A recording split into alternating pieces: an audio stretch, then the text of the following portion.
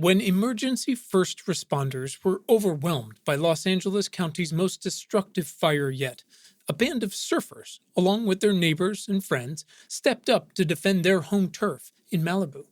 Their devotion to home drove them to show up for their community during the fire and for years afterward. And now, a model they call the Community Brigade program could change everything, leading to more lives and more homes saved during the increasing wildfires across not just California, but the world. Join reporter Adriana Cargill from KCRW, NPR's All Things Considered, Crooked Media, and more, as she investigates a wildfire story that is not depressing, but is, in fact, a clear hope for the future. Listen now to Sandcastles, an award-winning podcast about home, how we create it, and why we fight so hard for it.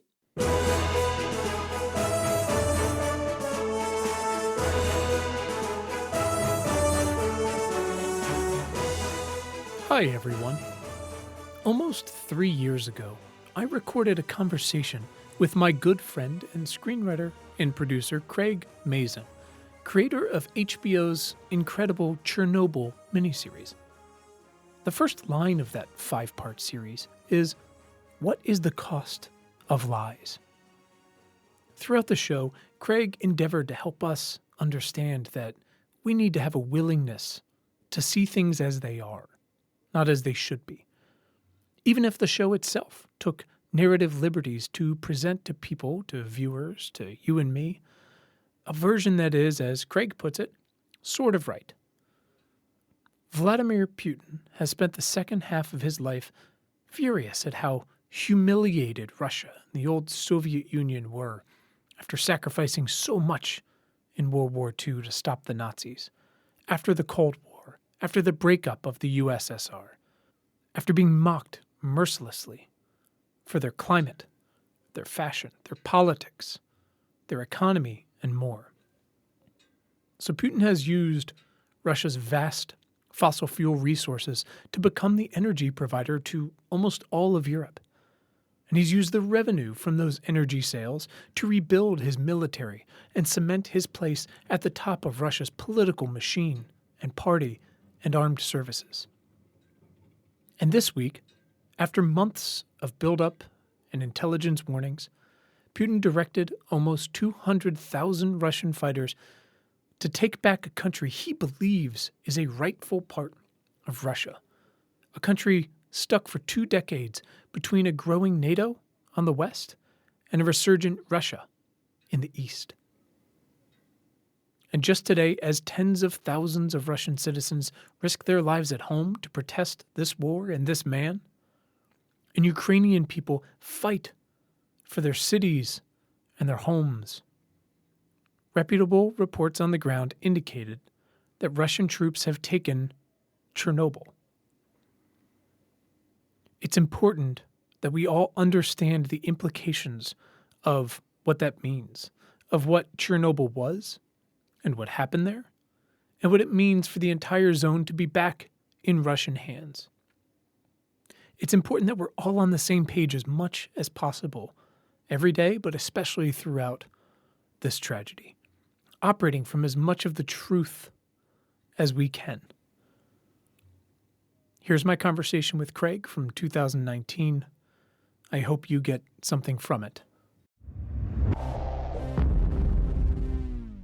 Our guest today is Craig Mazin, and together we're going to ask, Chernobyl, a preventable and rare accident from the past, or our hellish nuclear future? Craig, welcome. Thank you, sir. That was the best possible intro I could have ever hoped for. You're welcome. Craig, this is a unique one for us because you're not, as far as I know, a nuclear scientist. But could you please tell us real quick who you are and what you do, why you're here today? Sure. So I'm a screenwriter and I write movies and now television, and I'm the creator and sole writer and executive producer of Chernobyl, a 5-part miniseries that is arriving on HBO May 6th. So I don't know when this airs, but we're going to drop this on the day today. Gorgeous. So it's airing tonight on HBO here in the States and overseas on Sky in the United Kingdom on May 7th. And around the world in various ways and outlets. And so it is the story, the the story of the real life disaster that occurred at Chernobyl in 1986. Very exciting. Very exciting. Probably the first time many Americans have heard of it because that's what we do here. Yeah, I mean, I suspect that there are a lot of people who know the name Chernobyl and at least a little bit about it, if not just because they were the appropriate age. But a younger generation came to know Chernobyl weirdly through a level on Call of Duty Modern Warfare, where you get sent to Pripyat, the abandoned town near the power plant. Pleasant. Yeah. So I think we're going to be setting the record straight for a lot of people in a lot of different ways. Well, there's nobody better suited to do that. Okay, just to set us up, this is usually Brian's gig, but he fucking abandoned us. So I guess I will carry that cross. As a reminder to everyone and to you, because you don't listen to podcasts, much less ours. Correct. Our goal every episode is to provide some quick context for the sort of question topic at hand, and then dig into some action-oriented questions that get the heart of why we should give a shit about it and what everyone else out there can do about it. I'm excited about this. I think it's going to be helpful to set the record about a lot of this stuff because I think there's confusion. Well, besides the show, you also have your own podcast. When is that coming out? The one you're cheating on John with. So I have my regular podcast with my podcast husband, John August. We do Script Notes, which comes out once a week since I think the beginning of time. Yeah. Since the beginning of time. But I also have sort of an explainer podcast that's a companion piece to HBO, the miniseries. So after the episode first airs on HBO, there is going to be a podcast released immediately after, available for everybody on download via the usual iTunes and so on and so forth, that I do with Peter Sagal of NPR's Wait, Wait, Don't Tell Me. He's a very, very smart guy. And the two of us basically discuss the episode, and it's a chance for me to help explain all the things about the episode that were true. And then if there were any things that were changed because we just had to change some things to be able to tell the story, what we changed and why. And in this way, we're kind of fully accountable to history and for history. Yeah. I mean, if podcasts can't set it straight, then what's the point? Yeah. Podcasts, what can't they do? Oh, God. I always say, like, my children are going to say, when the world was burning, what did you do? And I'm going to say, kids, I had a podcast. They're going to be like, God, we hate you. Yeah. Daddy talked about it into a microphone. By himself with his robot vacuum. Correct. He almost won a Webby.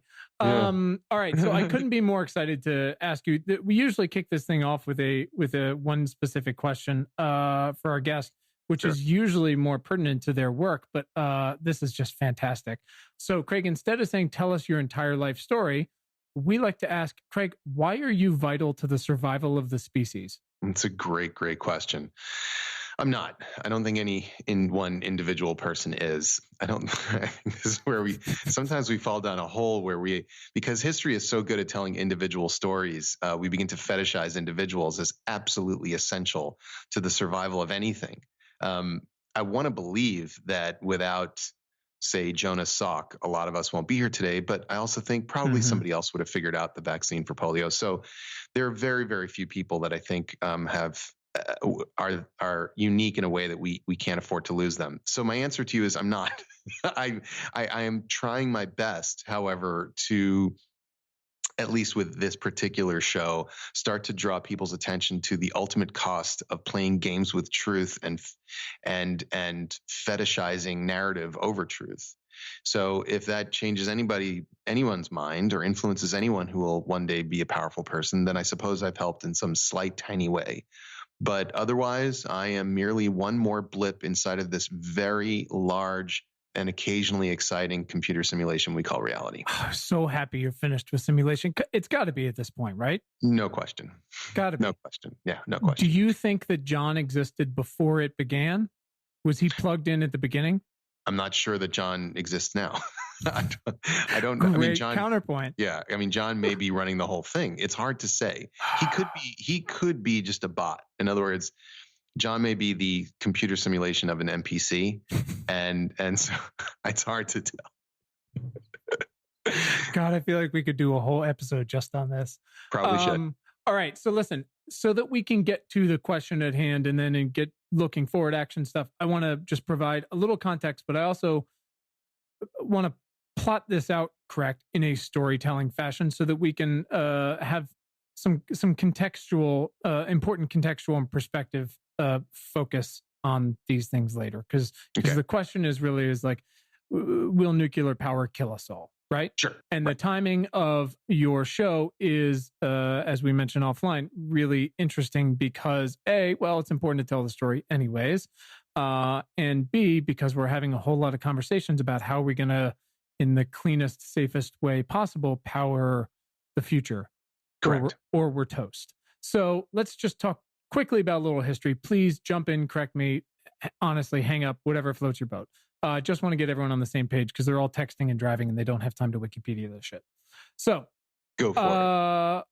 We have gone through a shitload of ways to produce electricity throughout history, right? Much of which, thanks to my man Faraday. So various forms of water, wind, thermal, biomass, coal, gas, oil, nuclear, the sun. In 1986, we were using most of these with obviously different proportional breakdowns, mostly fossil fuels. But nuclear's really taken off.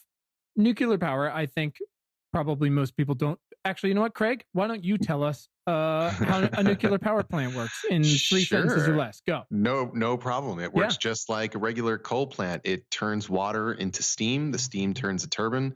The turbine generates electricity. The big difference is that a nuclear power plant uses nuclear fission, which is the splitting of many, many, many atoms. In the case of Chernobyl, uranium atoms. And the splitting of those atoms releases a lot of heat. That heat is what turns the water to steam. Easy, right? Easy. It doesn't sound hellish or apocalyptic in any way. And obviously, this all came out of various efforts to split the atom and things like that. And it really took off, right? The first nuclear plant was in Russia in the mid 50s, I believe. England shortly after, the US shortly after that, and everybody got on the fucking atomic train. I think there are 31 countries either currently or has used nuclear power in some way. The US produces the most, but I think France uses the greatest share for their energy. It's a shitload. Correct. Some countries have already phased it out, like Italy. Some big countries are planning on phasing them out, which we'll get into reasons why there. Some folks are kicking the programs back into gear.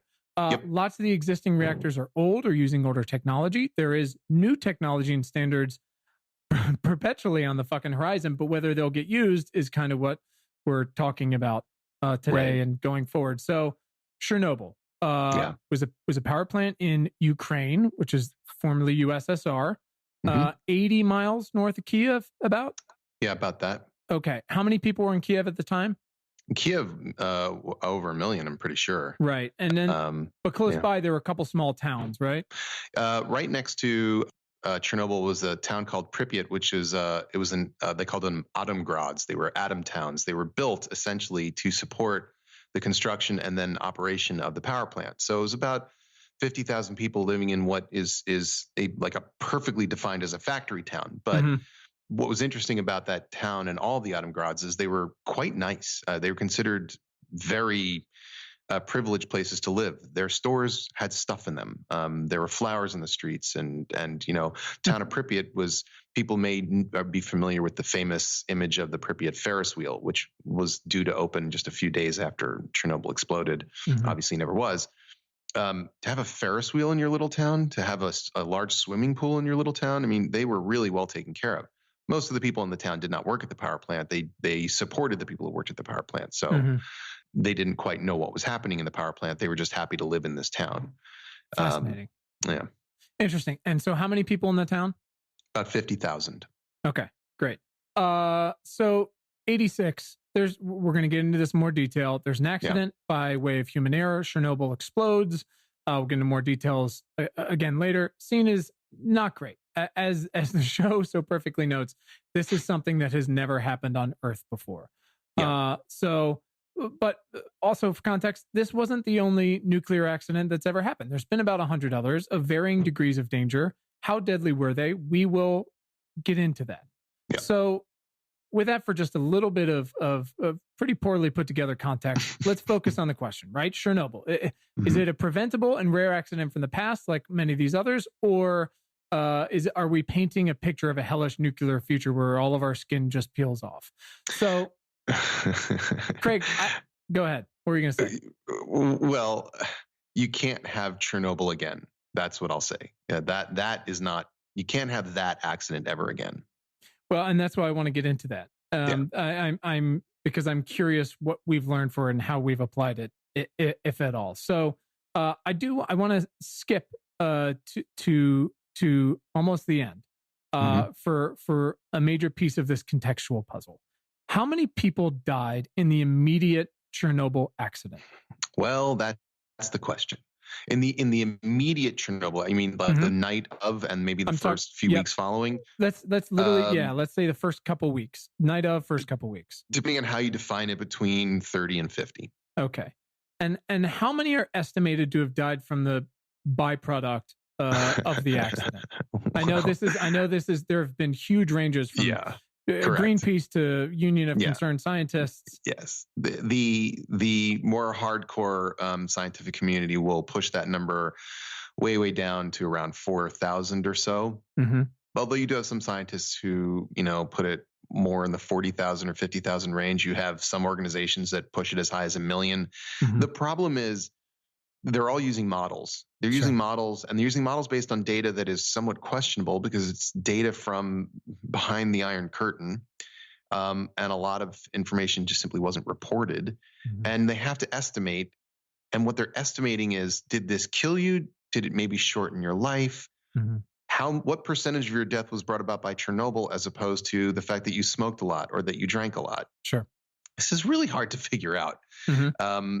I think it's fair to say that Chernobyl had a very serious impact on the health of a lot of people, and it killed people, certainly. And the point of the show isn't, oh my God, look at all these people who died. The point of the show is, first of all, look how many more people would have died had there not been some seriously heroic action taken. Mm-hmm.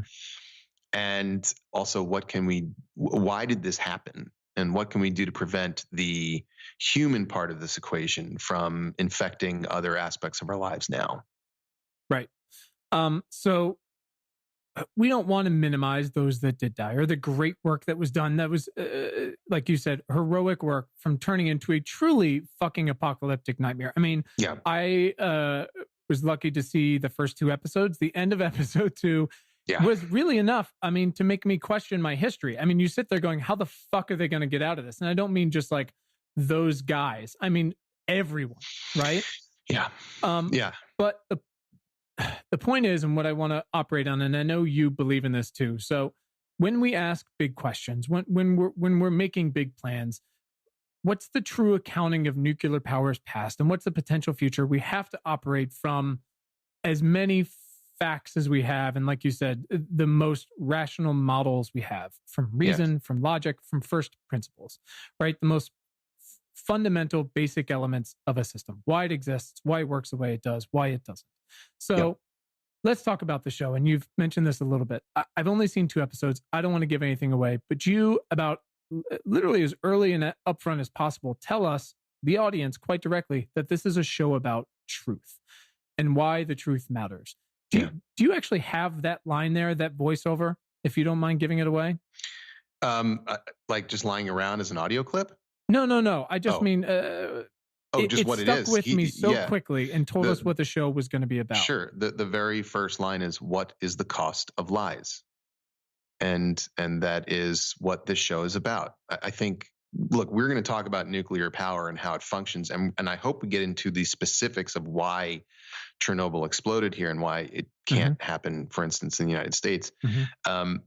But what can happen here and what is happening here is a general debasement of truth, a kind of engagement in outrageous denialism, and it is going to hurt us. It will. It's just, we will, that is a debt that will come due, and we will pay it. So that line and your perspective is obviously both very timely and striking, but also foreboding for the show, right? This isn't just a straight disaster story. When is a fire not a fire? From whose perspective? And whose perspective matters. Do you think you would have taken the same angle if you'd written this 10 years ago? Why was it important to you to do it this way? and to Well, be so blunt. I don't think I ever would have written it any other way because I have no interest in writing a straight up disaster movie. I don't even like watching disaster movies. I find them a bit boring. I love Titanic because Titanic is a love story. Do you know what I mean? Mhm. I was fine with the kind of explanation. Actually more than fine. I really loved and enjoyed the explanation of exactly how and why the Titanic sank. But that's the kind of thing I get just as well from a documentary. Right. But movies or stories that are really just about, oh my God, kaboom and crash, I don't care. I am so much more interested in the foibles of humanity and also the heights and these amazing noble moments that humanity can produce. And so the only thing that I found truly compelling about Chernobyl was all the things that happened after it exploded, Mhm. at least from a dramatic point of view. From a scientific and sort of documentary point of view, I was completely obsessed with the science of why Chernobyl exploded, and frankly, the more I understood, the better I felt, oddly and ironically, about nuclear power here, because I now know just how hard it is to make a nuclear power plant explode. And you emphasize that over and over in the first two episodes. It's people going, that's not fucking possible. It's and, not. And a guy with his eyes coming out of his head and his nose peeling off going, well, it happened. So yeah. And by the way, that is part of the reason why some of this denial occurred. I mean, some of it occurred because humans will deny to protect their minds and their sanity. Mm-hmm. But sometimes we deny because, well, it's rational to deny. If I came and told you, listen, there's a huge problem. There are ghosts at Ralph's. Do not go in that Ralph's. There are ghosts. You would say, no, there aren't. Right. Because they're not real. Mm-hmm. Well, to the men in that control room in the early hours of April 26, 1986, an RBMK nuclear reactor was simply incapable of exploding. That was not something it could do. Mm-hmm. And so anyone coming in and saying it exploded was just somebody who had misunderstood. They had walked through the wrong smoke-filled hallway and seen the wrong thing. And no, it's just simply not possible. But there were people who understood that it was possible. And that information had been concealed for quite some time. So let's get into it. Let's talk about why the accident happened. Sure. Not just the actions that were taken, but why Chernobyl specifically failed. Let's talk about that, and then we'll get into actually how the Russians, at that time at least, built their reactors differently from the rest of the world. Oh, okay. Sure. Well, talk to me about the night of. The two things kind of go hand in hand. Okay. But the night of the accident, they were running a safety test, which is ironic in and of itself. And the purpose of the safety test was to figure out how to handle a loss of power to the power plant itself. And this had its roots in the Israelis had attacked a nuclear reactor. Oh God, I want to say it was in Syria, possibly Libya. I think Syria. And they had attacked it because the nuclear reactor they were concerned was really more of a breeding reactor for plutonium to create nuclear weapons. And in the bombing of that, the Soviets became concerned that the Israelis, as American allies, could be used to start blowing up Soviet infrastructure. And the Soviets relied very heavily on nuclear power. So what happens if a nuclear power plant loses power? Well, the most important function of power inside of a nuclear power plant is to keep pumps running, because pumps are moving water through the reactor core. And remember, like we said before, in the reactor core, you have atoms that are falling apart, fracturing, fissioning, and it's releasing all this heat. Well, that's why we move water through the core, because it absorbs the heat, it turns to steam, the steam turns a thing, you make but if there's no water, then there's a potential for the fuel to overheat and begin to melt the cladding that holds it together, and we call that a meltdown. Right? The fuel begins to melt. It is no longer a controllable reaction. It can go down and cause all sorts of problems, plus permanently damage the plant. So, like any reasonable construction, they put in backup generators. If they lose power to the plant, the backup generators come on so that the pumps can keep running. The problem was that the Soviets, in their wisdom, had installed these enormous diesel generators that took about a minute to get going and create power themselves. So if you lose power at the Chernobyl power plant, which is an enormous power plant, and each reactor is an enormous reactor, way bigger than the ones we use, there's going to be a minute where nothing's moving through the core. And that was a problem. So now, by the way, I'm going to stop for a second and point out that they knew this before they built the damn thing. They knew it. They built it anyway. And in a very Soviet way, kept asking the man who ran the plant to, certify that the safety test had been done to circumvent that problem. And he kept not being able to, and they kept demanding it. But everyone understood they were doing a dance, which was, we've given you something that doesn't work. We're requiring that you make it work. So they came up with what I think is one of the craziest ideas ever. Their theory was, look, we've got this turbine. It's spinning, right? Zzz, making electricity. Now, let's say we lose power to the power plant. Something goes wrong. There's no power. Well, that turbine is going to spin for a while, right? It's going to have to slow down. It doesn't just immediately stop. It spins. And while it's spinning, even though it's slowing down, it's still creating electrical power. So what if the second you lose power, you turn on your backup generators, there's a clock going, you got a minute. Okay, what can we do to fill that minute? Let's take the electricity coming from the slowing down turbine and route it back over to the pumps to keep them running until the diesel generators are generating enough electricity to keep the pumps running. Wow. Basically, let's just try and catch ourselves while we're falling. This is not at all the way this is a terrible. The fact is, by the way, they never successfully managed to run the test ever. It is a terrible plan. You should never put a nuclear reactor into service with this kind of glaring fault and then try these kind of weird jury-rigged attempts to patchwork a solution. But what's really curious is that somehow in trying to do this that night, they managed to blow the whole thing up. And I'm happy to go into how that happened as well. But before we can do that, as much as you, please go. We have to talk about how that reactor worked, because what happens after only happens in a way because of the way that reactor worked. And I'm so bummed. I had one of my best friends is the XO on a nuclear submarine, and for years was the engineer and responsible with their reactor. His father was also a nuclear engineer and was going to join us today and couldn't. But when I said, hey, man, did you study Chernobyl? It was just a long, deep sigh. And he was just like, those fucking idiots. And I was like, so anyways, I've been briefed, but let's do this. Yeah, there's a long history behind this. The Soviets had this two competing schools of thought about the generation of nuclear power. And the one that won out was something called RBMK. And the reason it won out is because you could generate power much more cheaply. So in general, when we talk about how nuclear power is generated in the West, what we use are pressurized water reactors. Typically in our country, the way it works is essentially you've got water moving through these pressurized tubes that are kept separate, by the way, from anything radioactive. As you do.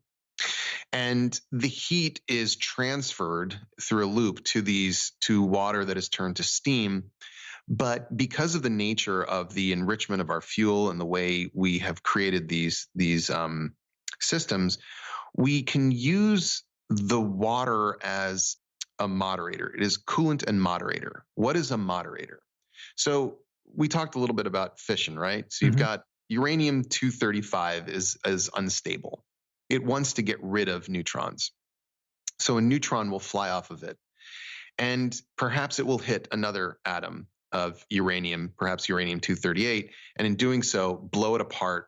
And now you've got lots of neutrons flying out, and those are going to hit other atoms. And if you put enough uranium next to each other that is reactive in this way, you reach a mass of uranium that's enough to sustain a chain reaction. This is called the critical mass. But these neutrons are moving incredibly fast, like the speed of light. So you have to slow them down a little bit to increase the chance that they're going to hit anything. Otherwise, they just keep shooting by everything. Mm-hmm. So this is what a moderator is. And most people in the West, pretty much everybody now, uses water as a coolant and a moderator. What it means is that the water is the thing that's actually kind of slowing down the neutrons enough so that the reactivity can go up and the heat can be generated. And then the water is turned to steam. Mm-hmm. Steam is not as good of a moderator as water is in that kind of reactor, in our kind. So what that means is the hotter the reactor gets, the less moderation there is, which means the less reactive it is. This is good. This is what you want. You want a reactor that kind of regulates itself, right? If you burn away all that water, the reactivity is going to want to go down. Great. Now let's talk about what the Soviets did. And only the Soviets. No one else ever built this kind of reactor because it's insane. Mm-hmm. It's just inherently insane. Okay. So they say, look, if you want to make a pressurized water reactor and use water as coolant and moderator, you're going to have to either use some heavy water, which is, we don't have to get into that, but it's expensive and hard to make, or you have to use more enriched uranium in your fuel, like 3% enriched, meaning U-235 as opposed to U-238. We would rather not do that. We'd rather use less because we don't have a lot of it. Plus, also, it would be super great if our reactor were set up in such a way that it would also produce some plutonium for our weapons program. And also, we want to make it huge. In fact, we want to make it so big that it'll be too expensive to cover it in a containment building. So they come up with this thing called RBMK, and here's how it works. In an RBMK reactor, you're using uranium-235, just like ours, but less of it. Mm-hmm. And because there's less of it, you need to moderate it far more aggressively. In fact, you have to have a permanent moderation in place with graphite. So graphite is a form of carbon. Mm-hmm. Graphite is a very good neutron moderator. So now you have these fuel rods fixed in position with and surrounded by graphite, which is constantly moderating the reaction. In other words, the moderation is always there. There is no way to slow that down or up. Water is less of a moderator than graphite in this situation. Also in this situation, the water is in direct contact with the radioactive material and radiated graphite. So the water itself is radiated, which is a different and additional problem. Okay. But in that system, what happens is in nuclear physics, steam is called a void. So you have liquid and then you have the absence of liquid as a void. And we talk about coefficients.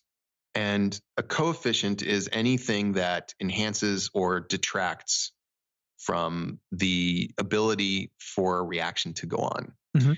In an RBMK nuclear reactor, because graphite is there and constantly moderating, in fact, when water boils and turns to steam and creates a void, it's easier for the graphite to moderate the reaction, in which case you end up with a positive void coefficient, meaning the hotter the reactor gets, the hotter the water gets, the more it turns to steam, which means the hotter the reactor gets, which means the more water turns to steam. Right. This is terrible. Now, you can get away with a very low, if you have a very low positive void coefficient, there's a way to manage it. And in fact, in Canada, they do use a kind of reactor called a can-do reactor, which does have I think a very slightly high positive void coefficient, but the way they've designed it, it doesn't matter. It's fine. Mm-hmm. It's never going to have the problem that Chernobyl had. Chernobyl had a massive positive void coefficient. It wanted to go faster. Basically, when you press the gas pedal went down a little bit more. Now, there are ways to control this, of course. In every kind of reactor, you have control rods. Control rods are made of neutron absorbers. In the case of Chernobyl, they were made of boron. Mm-hmm. And so the operators move these control rods deeper into the core and then remove them somewhat in a way to kind of put like a bulletproof vest between all the neutrons. So you control the reaction with this, but it was a very unstable reactor, particularly at low power. And I don't want to get too much into the weeds of why that is, but mm-hmm.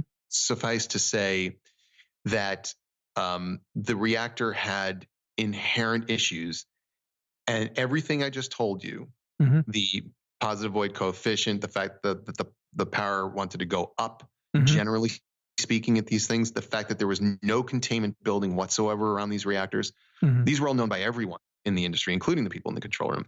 I haven't gotten to the part about the things they didn't know. So you're doing a hell of a job here. Thank you. Mm-hmm. So we arrive at the night of the safety test, and the idea was that they were going to, and stop me if you have any questions. No, one quick question, again, just for context. How long has Chernobyl been up and running at this point when we get to the night of? Sure. I believe at that point it had been just about a little over 2 years. Have they run this test before? 4 times, I believe. Okay. Let's do it. Yes, I believe they had tried it 3 or 4 times before. I can't remember. I have it in the show. It's just not, I can't remember which one it is, but each time they had failed. And they had failed because it's really hard to do. And it's really hard to do because you're not supposed to be doing it. It's just it's one of those things where you're like, okay, this increasingly complicated workaround is not working. Let's make it slightly more complicated, or let's try again. But people's promotions were hinged on this. And this is the hard thing, when you deal with a system like the Soviet Union, which was so regimented, and you could not move up unless you pleased, party bosses. And one of the ways that you could please your party bosses was by getting this stupid test done and just having the piece of paper that says, hooray, we did it. Mm-hmm. I think you actually do, in just what I've seen, a pretty great job illustrating that system and how it even comes into play that night 3 hours later. No question. So they are going to try this experiment. And in the experiment, what they do is they reduce power to simulate a blackout condition. They're going to, now the reactor number 4 at Chernobyl would normally run at around 3,200 megawatts. So that's the amount of energy it's putting out. They're going to slow that reaction down to get it to output about 700 megawatts. They're trying to basically get it to sort of a state that represents what would happen if power had been reduced. They can't go much lower than that because they know that this particular reactor is really unstable in low temperatures. Why? It's just, again, this is a terrible reactor design. So in that reactor, there was also something called the negative temperature coefficient. It was the one thing that could kind of help you out during normal operation. The hotter the fuel got, the less reactive it got. Remember, we were saying you need to slow down these neutrons to make sure the collisions occur. Well, heat is essentially a function of atomic motion. When things get hotter, it means the atoms are moving around faster. So the hotter it got, the slightly less reactive it would get. But when you would drop down in power output and the reactivity went down, the fuel would begin to cool, and that would make the reactivity start to go back up. So you see, you're really, this reactor's fighting you all the time. Sure. It's not what you want. That's not, It's not good. But that was the plan. The plan was lower it down to approximately 700 to 1,000 megawatts, and then essentially go through the process of let's turn off the pumps, let's check how much electricity is coming out from the turbine as it spins down. Once we know that, let's get everything back on again, and we'll be fine. And that was supposed to be done on April 25th. However, and they'd lowered the power slowly. You have to lower the power very slowly in this reactor. Just like you have to raise the power very slowly. It's about 24 hours is what you want to go from all the way on to all the way off, or vice versa. Yeah, you're not going to jack this thing up to 11. No, and you can't move it quickly. It does not move. If you try and move this thing quickly, it's going to fight you and it's going to do bad things. In either direction. Correct. Okay. So they had slowly lowered the power from 3,200 to 1,600. So they had lowered it by half. They had done that over the course of almost a day.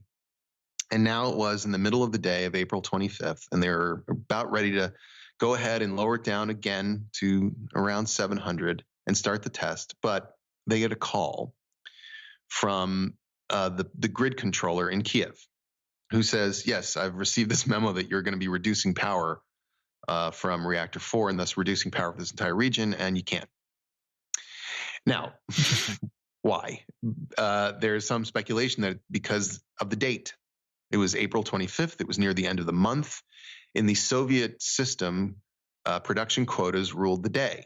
And just like, you and I are writers and we know how it is, your page output tends to rise the closer you get to your deadline. Right. I think probably worked a little bit like that in the factories. Just they as needed dangerous. to really, yes, they needed to jam out stuff in that last week of April to make sure they hit their quotas. And if you lose power and you have to shut factories down, that's just not going to happen. So they said, Right. you have to wait. You can lower the power in the middle of the night, but you can't do it now. This was where they should have stopped, but they didn't. Why?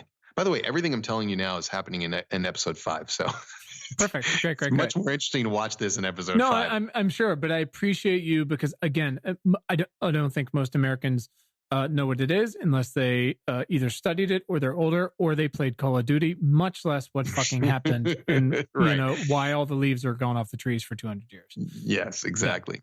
Yeah. So this is why is this a problem? So what they do is they decide, you know what? No problem. We'll do it at night. We'll just hold the power right here. So we don't have to, because we have to do a whole another 24 hours and we'll be in the middle of a day again. So let's just keep the power right here at 1600.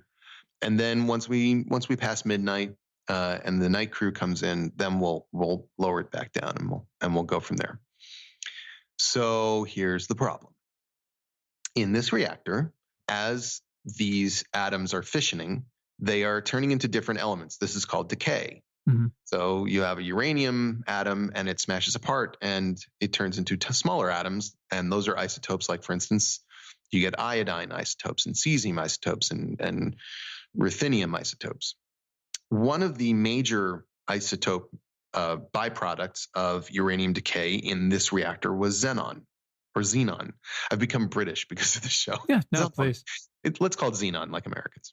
And one of the interesting properties of this isotope of xenon is that it's actually a very good neutron absorber. It wants to kind of soak up neutrons to become stable, which means that if you have a lot of it in your core, it's going to start reducing your reactivity because it's absorbing neutrons just like the control rods do.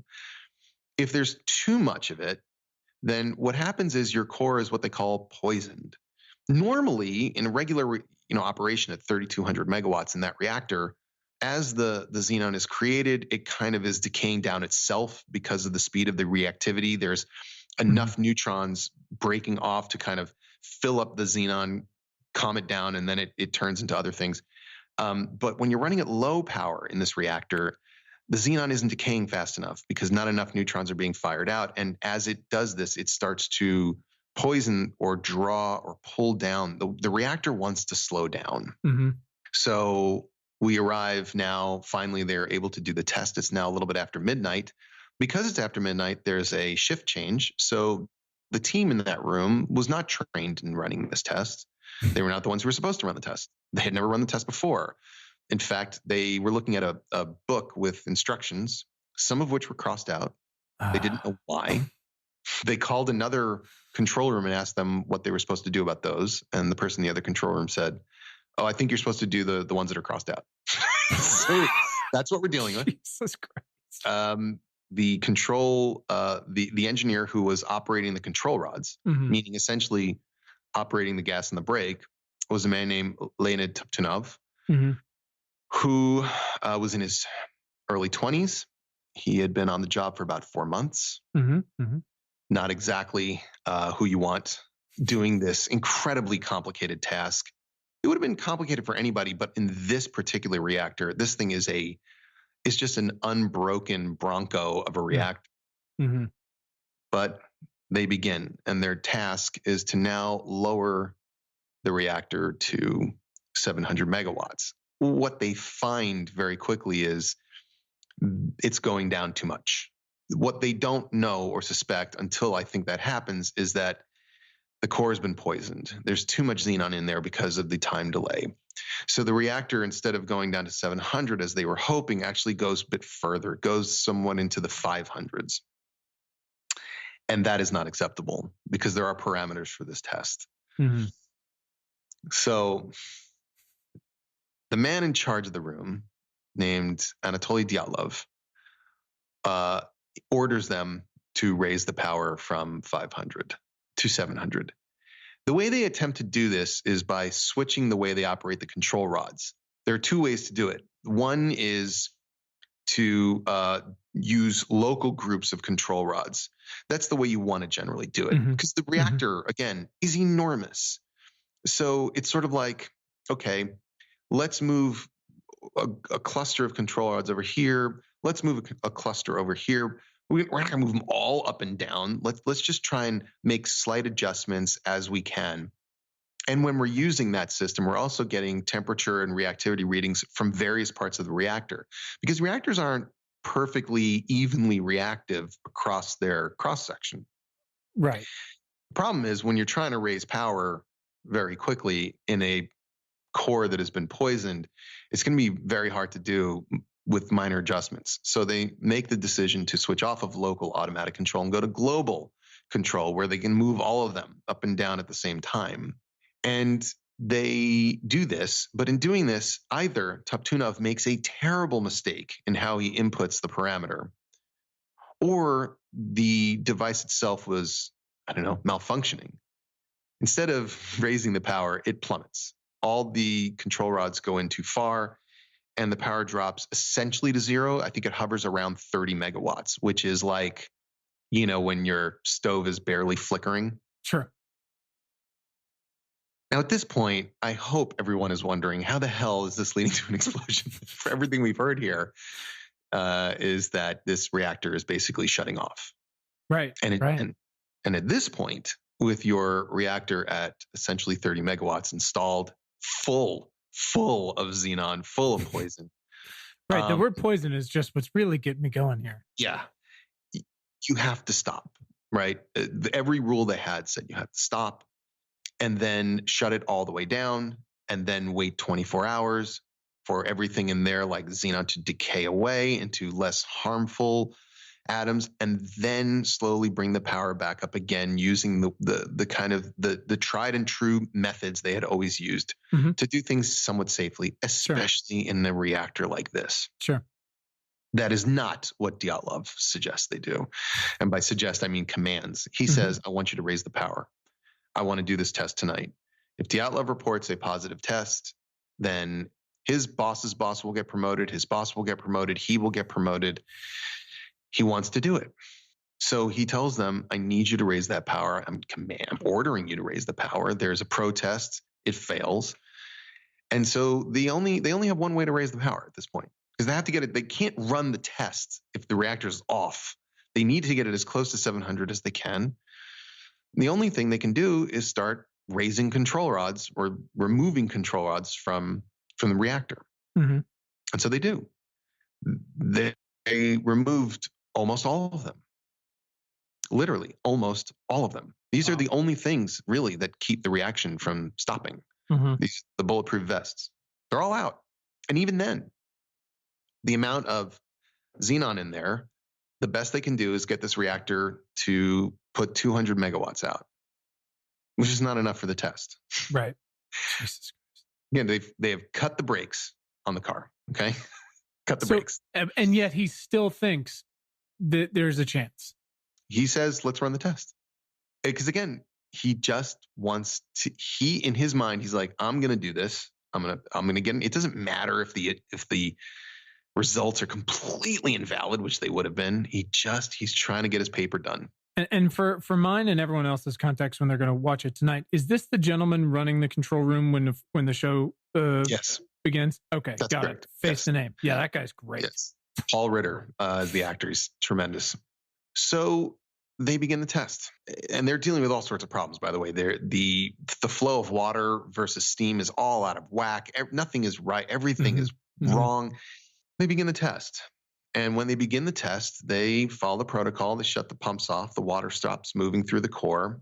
And once that happens, the amount of water that's in there, well, it starts turning to steam. And what do we know about the what RBMK? have we learned today, kids? That in an RBMK nuclear reactor, steam is a positive void coefficient. It means it's going to increase reactivity, which is going to increase heat, which is going to increase steam, which is going to increase reactivity.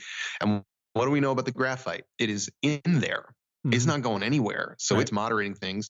And now the power begins to rise, and it begins to rise rapidly in a kind of vicious cycle. Mm-hmm. But when they see this, they at least know they can hit the emergency button. So in every nuclear reactor, there is a button that scrams the reactor. Scram just means all the control rods go in at once, really fast, ideally, and the reaction goes to zero. It's unplugging your computer, basically, is what it is. Sure. Couple of problems with that. And this is why we have Chernobyl. And this is right. This is where TV show exists. Yes. The Soviets did not install an emergency shutdown system the way anybody in the West had. Instead of a system that would quickly drop the control rods into place, they would sort of be lowered slowly by servos. So it would take a very long time for them to get in there. Mm-hmm. That's not what you want, but even worse, because remember, this all goes back to cheap. Mm-hmm. The more enriched fuel you have, the easier it is for you to maintain a chain reaction.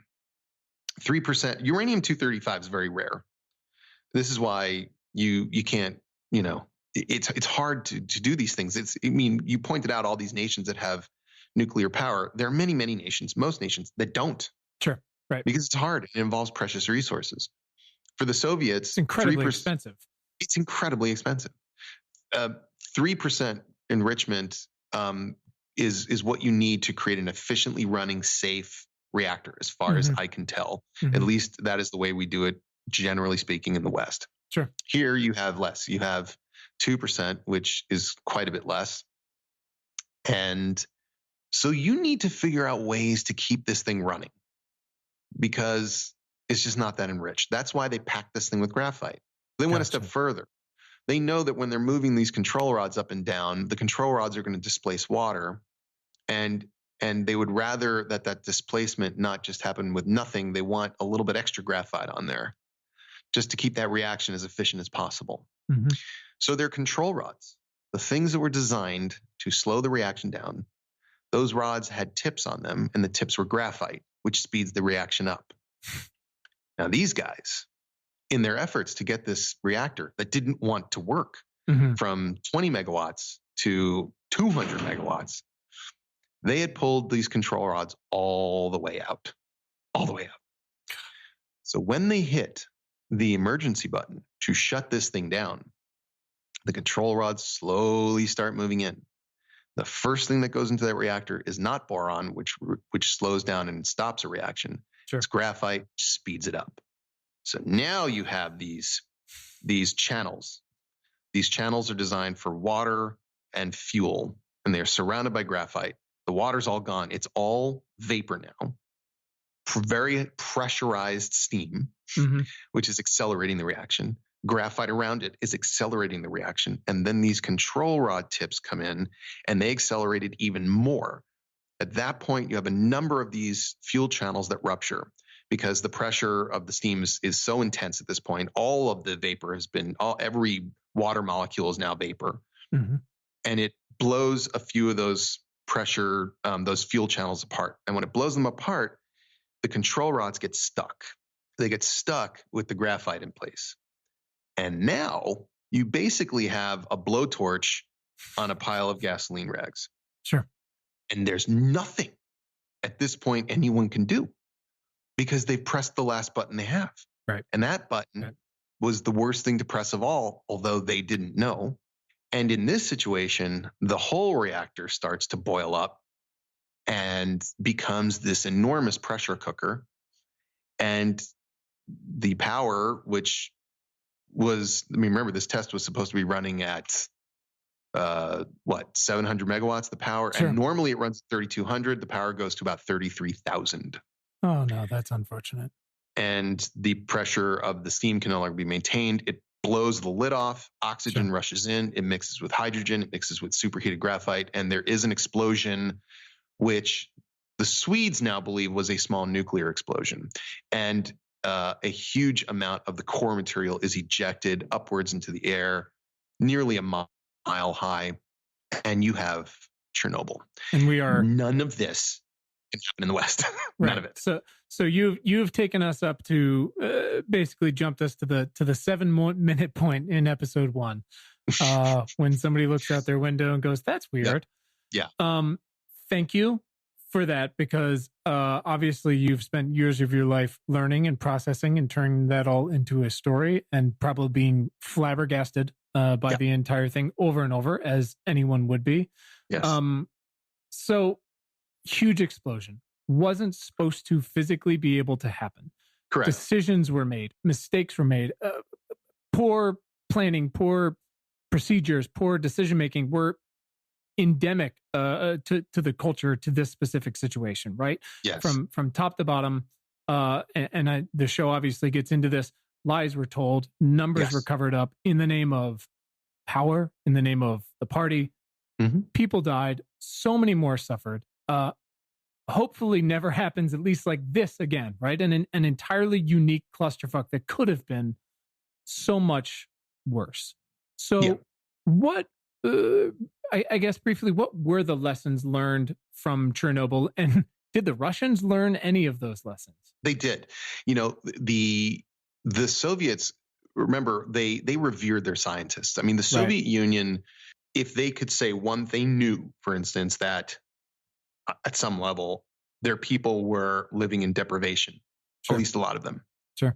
They knew that that Stalin himself had caused a holocaust of a famine in Ukraine. Mm-hmm.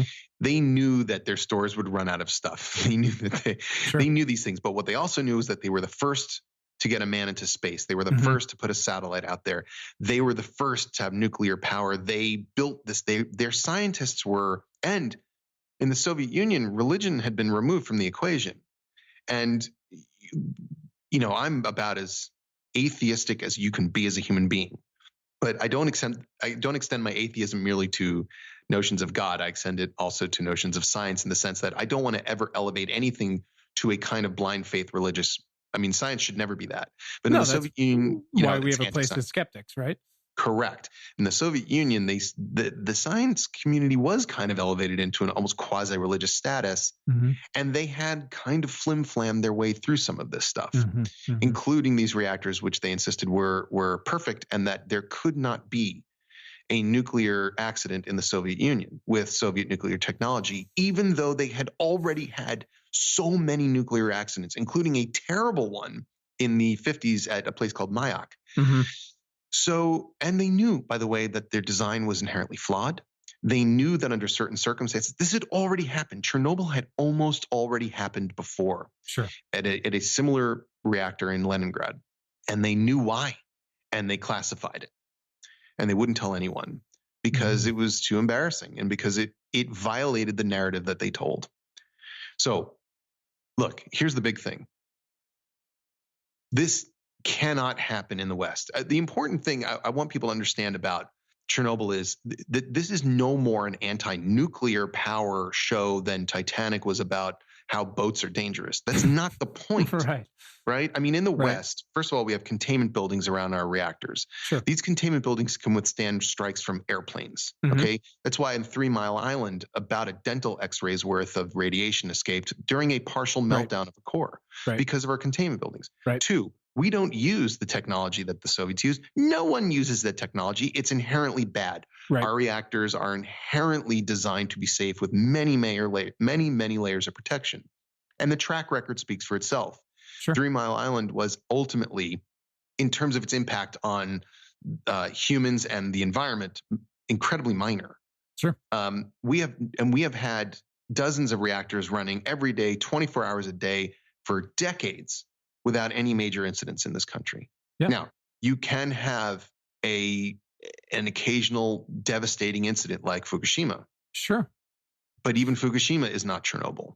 And by the way, we actually, you might appreciate this, it will require you listening to a podcast. Oh, God. Oh, no. No, we did an episode with an incredible scientist who talked about how Fukushima, not that bad. Basically, everyone in Los Angeles is like, oh, there's going to be nuclear fish on our coast. It's like, first of all, shut the fuck up. Exactly. And second of all, none of that happened. So yes, that's important, right? Because we look at it, what were the lessons learned? but just to get us to today, there have been about 100 or so other quote unquote nuclear power accidents that we know about that have happened in the past 60 or so years, right? Yes. Of hugely varying degrees. Of those 100, folks died directly in the actual accident in only about 5 of them. 5 of 100 accidents, right? And the estimates are ranging from about 11 total people to about 100 or so total people in just the accidents themselves on site. To be crystal clear, again, that does not include the in many cases, especially Chernobyl, taking a huge chunk of this, thousands of later cancer and other radiation-related deaths or damage to, again, food and water and the environment. Yeah. There's tens of thousands of folks who suffered from after effects of Chernobyl and other nuclear disasters. And much of that, at least in Chernobyl's case, much of it wasn't revealed, as we've discussed here, but lessons were learned. Correct? No question. I mean, even to the point where after they had retrofitted those reactors to prevent something like, they basically lowered the positive void coefficient and changed the way that the control rods worked. Even then, when Lithuania was granted admission to the EU, one of the conditions of admission was you have to stop running that RBMK plant in Ignalina, which plant that we shot part of the series at. It was essentially a sister reactor because no matter what you do with a reactor like that, ultimately you're tempting fate. It's not supposed to be there. It's a dangerous version of a nuclear reactor. Sure. And we now have gotten to a place where we don't have to worry about that. I think that, look, I don't know how many people are going to die on the roads today, but it's going to be more than died last year or the last 5 years from incidents involving nuclear power generation. And that's what I want to get into here, right? Because when we're looking forward into how to build a 21st century power portfolio, and there's so many conversations happening, and there's so much progress being made. And again, to be clear, I do not want to minimize the lives lost and the potential impacts of a nuclear disaster, from a worker-inspired accident to Fukushima, an ocean earthquake that causes a tsunami that takes down secondary safety measures and still turned out okay, to, of course, a potential terrorist attack. Right. There's so many potential implications. But let's, as you just said with the road, and I'm excited you mentioned that, we need to put the dangerous impact of each of our current and potential power sources into perspective.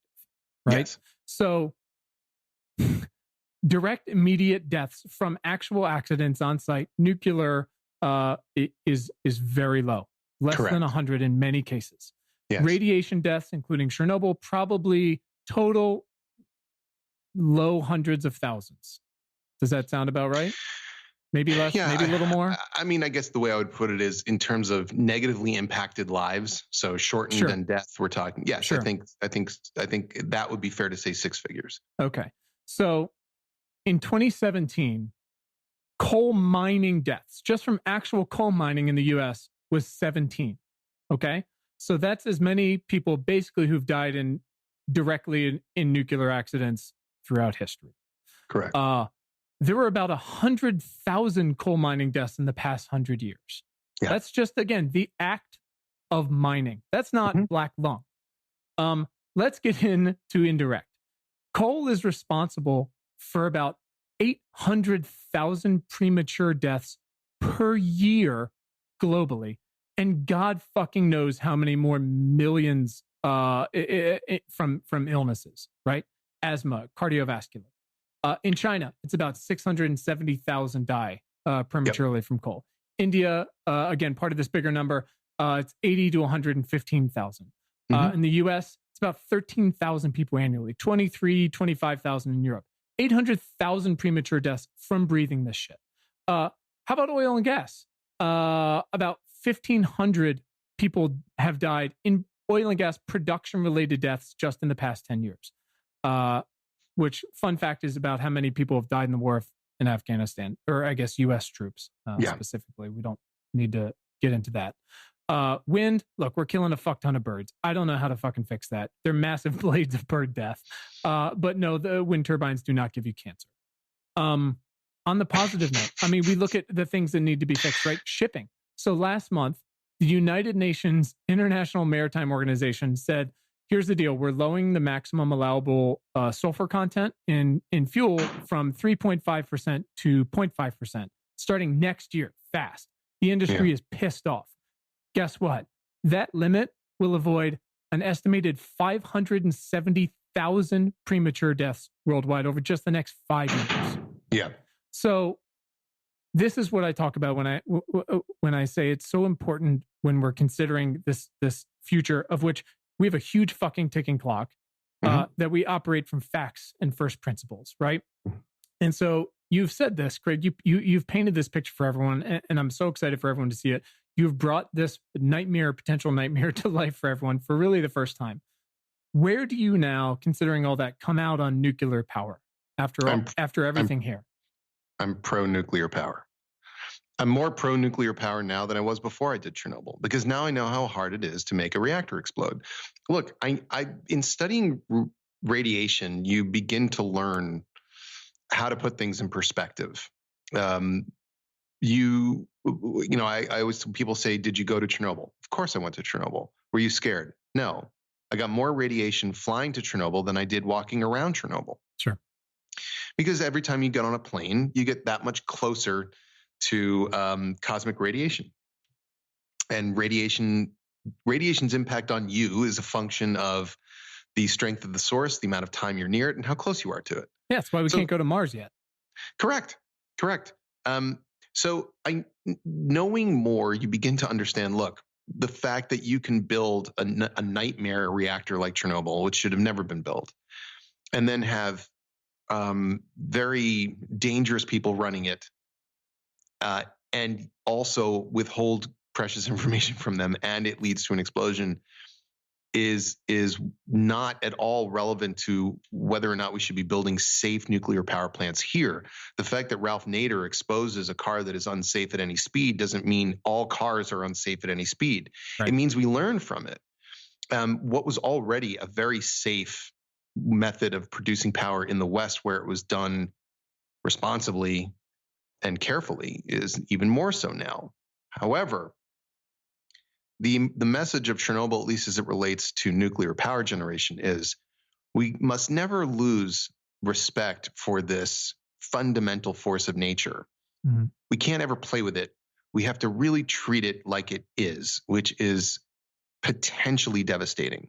Sure. It is. That's the big difference. It's why people get afraid to get on an airplane, but they're not afraid to get in a car, even though, as you and I both know, they are more likely to die in that car than on the plane. Not even close. Why?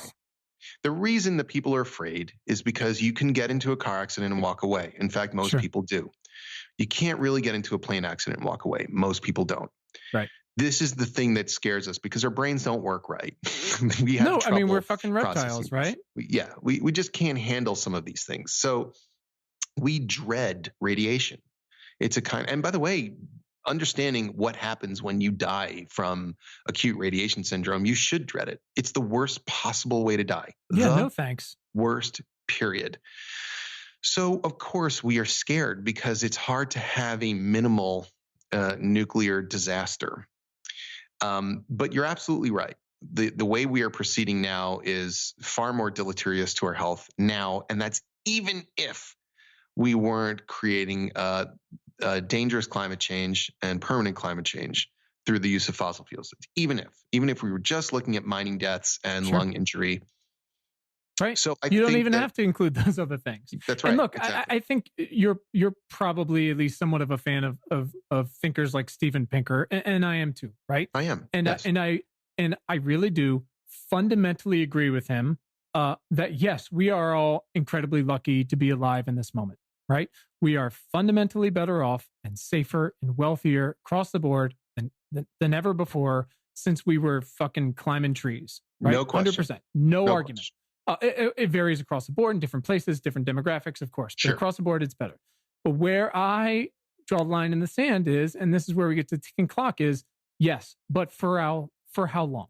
How long does this moment, which we might just be calling a peak at some point, of prosperity last? And I really hate to be a messenger of doom, though sometimes this job demands a version of it. But we are already seeing these catastrophic effects of the choices we've made and the tools we use to build societies to literally power the 20th century across the globe, right? We're seeing the tip of the iceberg in so many ways. Yeah. So look, a small part of me will always be an idealist and still wants to use the perfect cross section of the most renewable and the least dangerous power source and something that can explode and stay dangerous for hundreds of thousands of years doesn't really check that fucking box, right? Something that, by the way, we still haven't figured out how to get rid of, like the storage of the well, waste. you're not going Right. to. Right. And look, here's the problem: you can't create power without doing damage. You just can't. You can't. And it's not possible. Right. You can't. But again, going back to those numbers, like you said, we don't even have to talk about the bigger numbers to show that yes, this could be very dangerous. However, look at what we've already done. Look at what we've caused, and it's happening, and we're seeing the effects of it, and we understand it for the first time. Well, I mean, I hope that we can continue to rely on nuclear. I mean, the beautiful part about nuclear power generation is that it doesn't put a single atom of carbon into the air, right?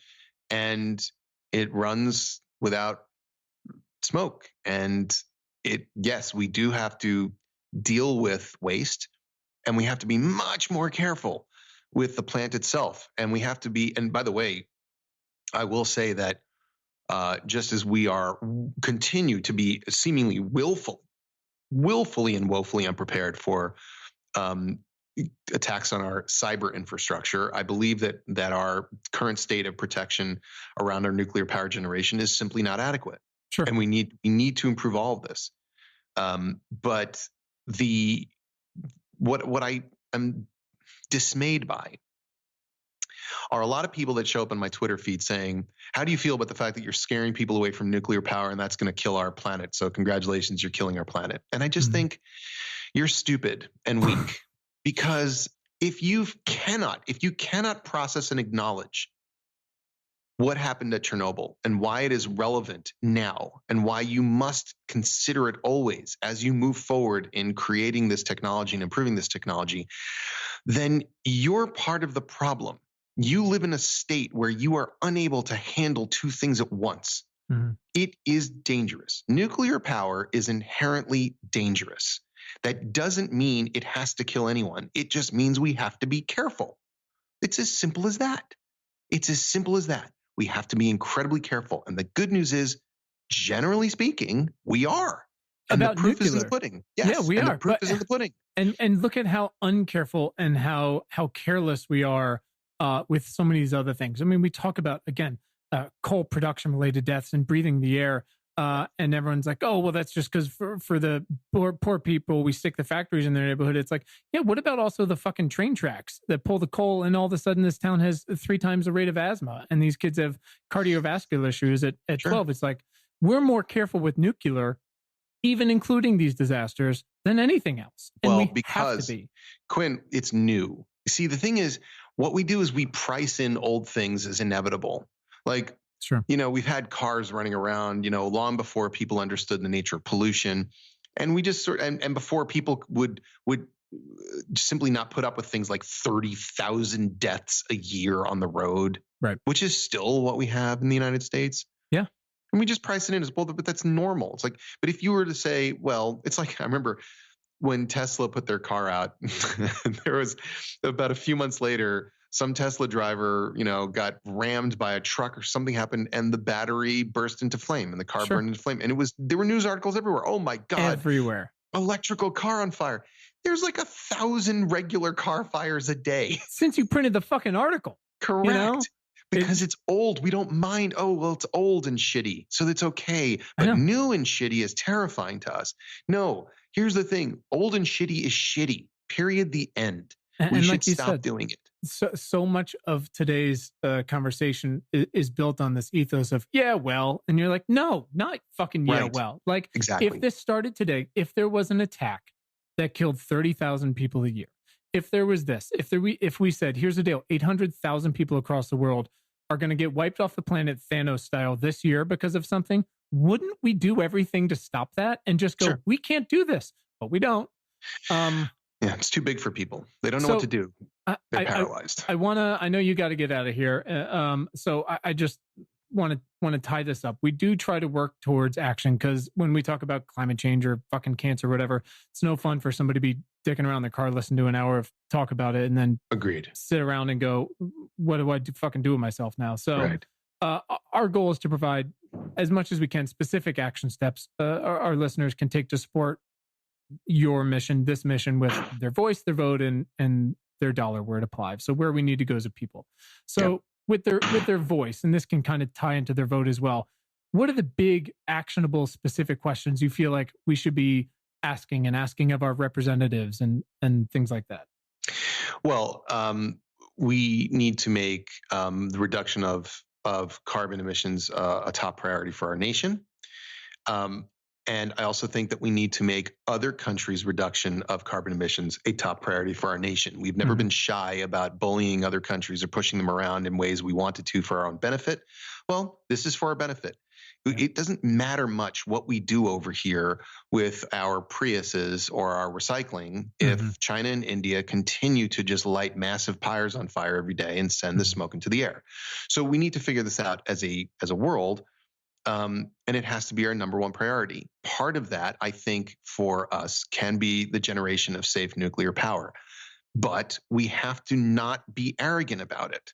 You can point to these safety numbers and go, see, and then just become complacent. And we see this in the airplane industry. There's a reason that those two Boeing planes crashed. It's because Boeing got complacent. Right. They figured, look, all these people who are afraid of flying are so fucking stupid. Correct. Our safety record is insanely good. Correct.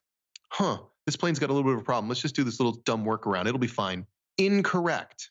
Right. And every time you have an accident, you are violating the delicate tissue-thin web of trust you have in place, right? It's more important for the nuclear power industry to be careful about this than the coal industry. The coal industry doesn't be careful about anything. Nobody notices that it's there. We just shrug and go, oh, well, right? It's like in my house, I burn wood and burr. So Chernobyl, the lesson of Chernobyl must be told, and it must be understood, and it must be embraced, and nuclear power must be treated with the utmost respect and care. So that means defending our infrastructure grid and defending our computer systems and increasing security at plants. And I think we need to build new plants. There's no way around it. That also means we have to find a facility that is safe and effective to store the spent fuel. We just have to. There's no way around it. Right. We are an innovative people. We figured out how to do this in the first place, and we have to be able to figure out a version of making it tenable long term, because it is the single most proven, cleanest energy source we have. It has been working reliably 90 whatever fucking percent of the time for 60, 70 fucking years. And it's sufficient. We're simply not going to get the energy we need to live the lives we now require to live through wind or solar. It's not going to happen. Right. And those things are exploding. And that's awesome. And that's great. And we need as much of it as possible, but we cannot shun this thing that works and works so well. Agreed. All right, listen, we're getting close to time. I can't thank you enough for this and for making what you made. Last couple of little questions, which I delight in hearing your answers on. Then we'll let's get the fuck out of here. Sure. This is, again, usually applied to scientists who actually spend their days trying to save humanity. Craig, when was the first time in your life when you realized you had the power of change or the power to do something meaningful? I think I was in fourth grade. And I don't know how I ended up doing this, but I was in my school, we had a wing, and that's where the kids were for special education. And at the time, we're talking literally 1978, I think, that meant kids who had Down syndrome. And I was a volunteer. So I would go there during the lunch break and just hang out with those kids as part, just like a volunteer. And I just, I remembered when I was about to go into fifth grade and they were going to move some other fourth graders in, and I was going to move out of that program. This one kid, his name was Steven. He just, and I don't know how old Steven was. He could have been 30 I don't know, but he just hugged me and cried. And I remember that I had made a difference to this person. He was an adult, and, even syndrome, he was an adult, and I was 9. and I had made some huge difference to him. You don't forget that, because I think when you're 9, you feel like you're barely making a dent on anything. You can barely make a dent on food, you know. Right. But I had made a difference to a person, and they were going to miss me, and that was pretty moving. Wow, that's pretty awesome. Who is someone in your life that's positively impacted your work in the past 6 months? Ooh, in the past 6 months. Mm-hmm. Oh boy. You mean like influence and change the way I do it? It's up to you, champ. Oh boy. Well, they could be just your fucking emotional support animal at the end of the day. I mean, it could be a bartender. You know, it's. I'm not choosing the category. Sure, I'm gonna say Johan Renck.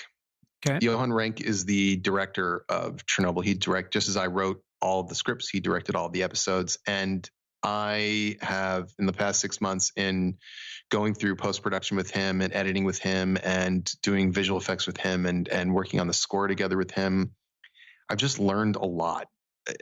And I think we have had a really good influence on each other. He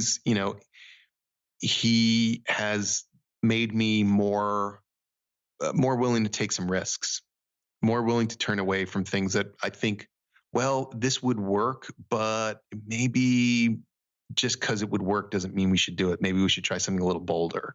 Mm-hmm. And in turn, I think I've probably gotten him to be a little more, how shall I put it, accountable to an audience.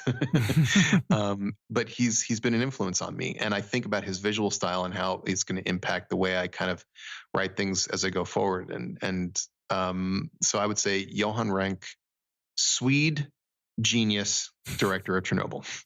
I love it. Hey man, I really appreciate it. As a artist, as a friend, as a mentor, thank you for coming on and talking about your process and this thing and giving us context and what you've learned from it. I hope it influences the conversation. Thanks, man. I appreciate you having me on.